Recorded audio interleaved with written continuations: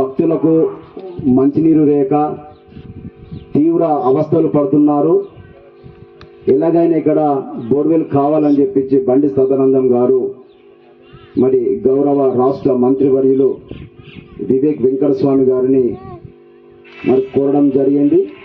వారి కోరిక మేరకు ఊరుమందమరి గ్రామస్తుల ఇబ్బందులను దృష్టిలో పెట్టుకొని మరి ఇక్కడ పోచమ్మ టెంపుల్ వద్ద 2,50,000 రూపాయలతోని నూతన బోర్వెల్ను ఇక్కడ మంజూరు చేయడం, ఇక్కడ దాన్ని ప్రారంభించుకోవడం చాలా సంతోషకరమైన విషయం. మన ఎమ్మెల్యే వివేక్ వెంకటస్వామి గారు గెలిచినప్పటి నుండి ఇప్పటి వరకు 24 వార్డుల్లో ముఖ్యంగా ప్రజలు ఎదుర్కొంటున్న సమస్యలపై ఆ వార్డులో ఏ సమస్య ప్రధానమో దాన్ని వెంటనే తీరుస్తూ మరి ఇక్కడ కాంగ్రెస్ పార్టీ నాయకులు ఆ వార్డులో ఏ సమస్య ఉన్నా ఆ సమస్యను వారి దృష్టికి తీసుకువెళ్ళగానే వెంటనే కమిషనర్ గాని మరి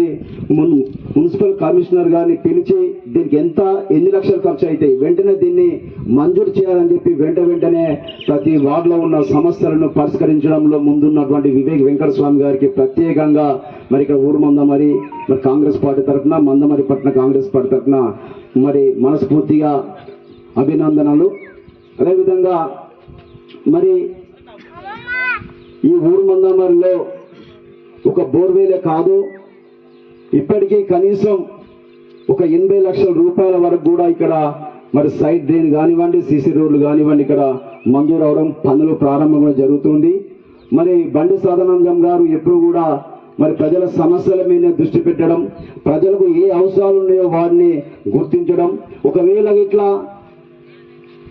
ఏదైనా ప్రభుత్వం నుంచి వెనక ముందైనా కూడా తన సొంత ఖర్చులతోని మరి ఇక్కడ ఊరుమందమరి కావచ్చు, ఎర్రగుంటపల్లి కావచ్చు, వివిధ వార్డులు కావచ్చు, చనిపోయినా కానీ మరి పెళ్లిళ్ళకు కానీ కార్యక్రమాలు కానీ తన సొంత ఖర్చులతోని మరి వేలాది రూపాయలు వారికి ఆర్థిక సాయం అందించడంలో మరి ముందుండడం నిజంగా అభినందనీయం.